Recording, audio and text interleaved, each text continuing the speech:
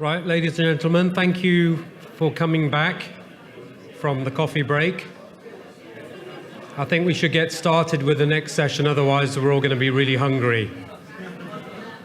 Right, so good morning.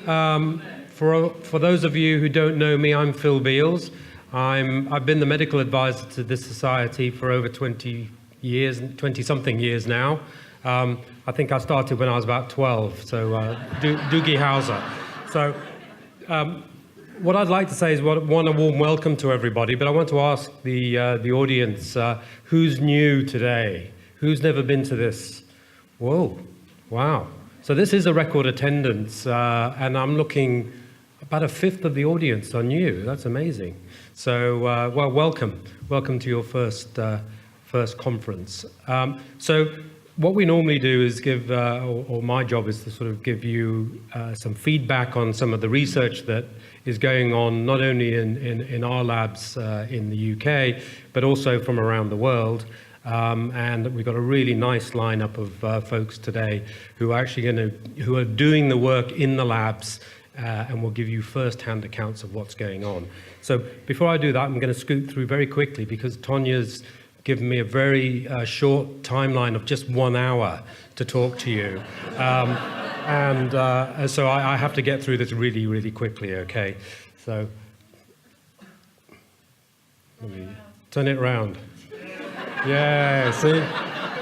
So just very quick, I just want to update you on the clinics. You all know, and many of you attend the clinics either in Birmingham or in London, and it's growing enormously.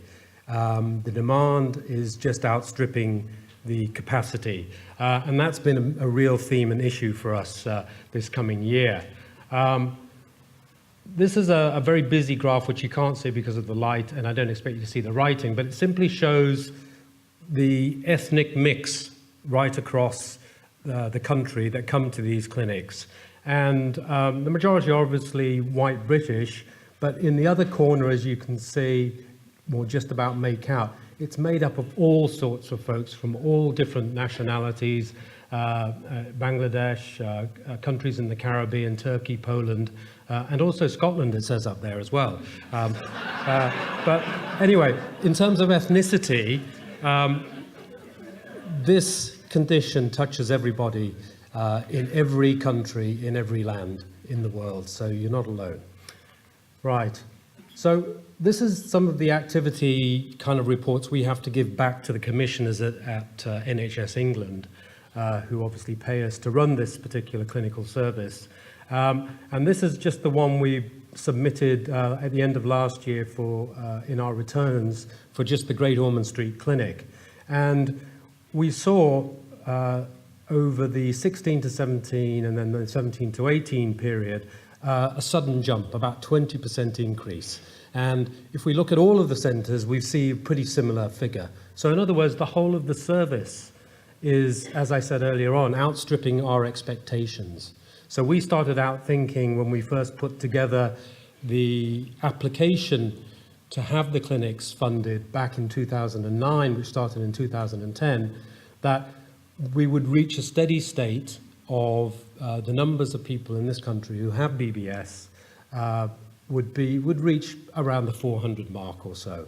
And we thought they'd reach the 400 mark around 2017.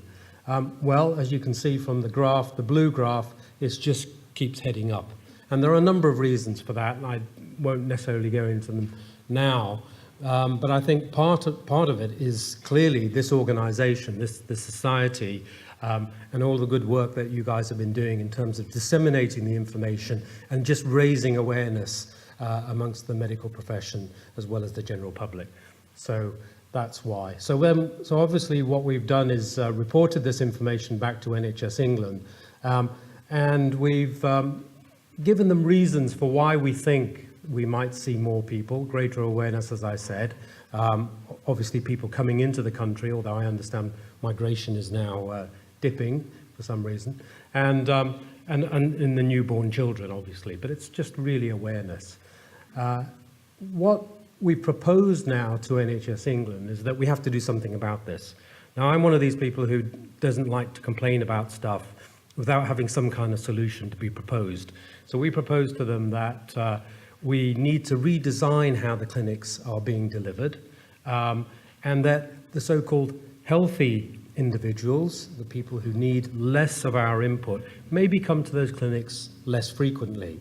Because at the moment, we're supposed to see everybody on an annual basis, 12 monthly, but by and large, at least in London anyway, it's slipped to at least 18 to 20 months for some people, and that's just not good enough. So we're going to have to redesign or restructure this in some particular way. And so what we've done, we've asked NHS England whether they would fund us to deliver what we call virtual clinics, something called telemedicine. That's used, it's been around for a long time now, it's used right across the world, but it's something that I believe could really work here, so that what we might be able to do is from each of the 4 centres, set up these virtual clinics. If you feel that either you can't come up to the clinic or that we need to see you a little bit more often than maybe that yearly visit or what have you, we can contact you in one way or another. And most people are connected these days either by their smartphone or some laptop or tablet or something like that. So I'm sure we can try and organise that.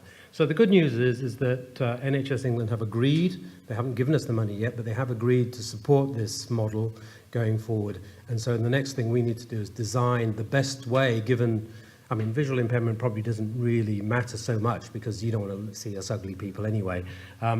You know, it's just a question of actually having that two-way communication. And we will make sure that we coordinate this very closely with the GPs so that you don't miss out on the blood tests that we need to do, for example, or other investigations that might need to be done, but that could be done locally before we have that particular consultation with you. So I will move on in the interest of time. So telemedicine in generally is considered to be pretty well accepted now, and I just wanted a show of hands here whether anyone feels that this might be something of value to them. If you think it is, put your hand up. Okay, so I'm looking at maybe about 40%. Yeah, does that mean that the other 60% don't think this is a good idea? Put your hand up if you don't think it's a good idea. Okay, all right, not so bad. Right, well, I think we should trial it, roll it out and see how it goes and see whether it makes a difference, and we can always ditch it if it doesn't work. Right, and I'm just going to finish off now and simply to say that the area of research around Bardet-Biedl syndrome, BBS, continues unabated. So if we look at all of the research papers just up to April now in this year, in 2018, there have been 35 published from completely around the world, Japanese papers, Chinese papers, US papers, and 3 of the papers that we've all contributed to have been published this year, including Elizabeth's seminal paper on the renal, well, it was last year, but it's counted as 18 apparently, on the kidney side of things. We published a paper also, a review of how to manage BBS, and Jeremy talked about the findings from the endocrine study that was published recently. And we will continue to do that. And then very lastly, you guys in the past have really been kind enough to take part in all sorts of research programs going forward, one of which was a skin biopsy program where the cells were taken from this little piece of skin that was taken from your forearm.